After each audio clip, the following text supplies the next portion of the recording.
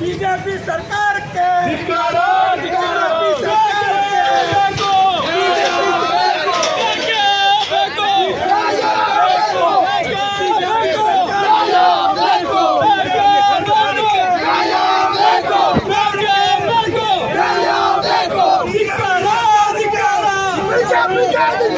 BJP सरकार के BJP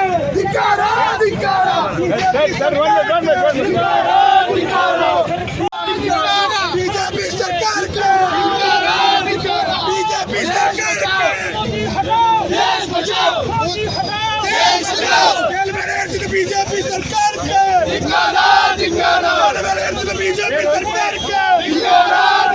BJP सरकार के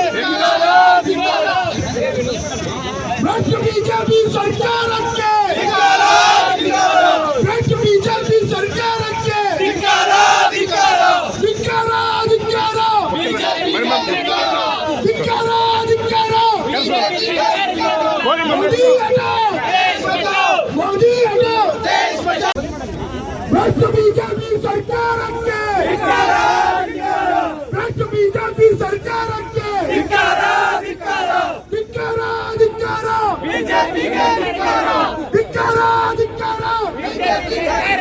ಮೊನ್ನೆ ಬಂದಂತ ಘೋಷಣೆ ರಾಷ್ಟ್ರ ಮಟ್ಟದಲ್ಲಿ ಎಲ್ಲಾ ಕಡೆ LPG ಗ್ಯಾಸ್ ದರವನ್ನ ಏರಿಸುವಂತ ಕಾರ್ಯ ಇವತ್ತು ಕೇಂದ್ರ ಸರ್ಕಾರ ಮಾಡಿದೆ.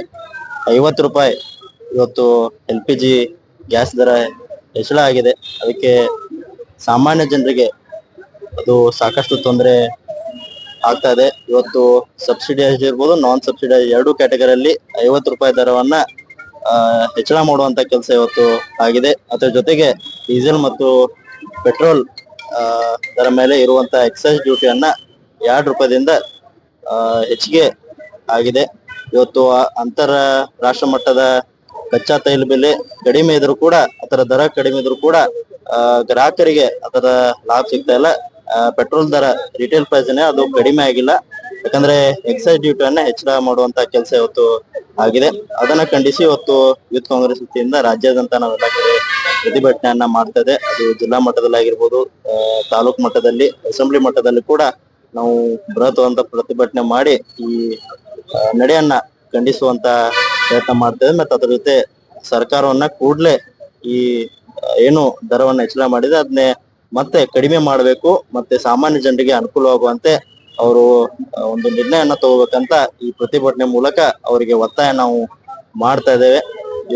बढ़ती जा रहा है, इकोनॉमी डाउन होते जा रही है और ये अन्य हफ्ते के बिल हो या दूसरे बिल हो और दूसरी चीजें हो, वो सिर्फ देश की जनता को माइंड डाइवर्ट कर रहे हैं। और ये हम जो हमारा स्ट्राइक है, जो प्रतिभटना है, ये हम कायम रखेंगे जब तक ये प्राइस डीजल का 40 रुपया तक नहीं रहेगा।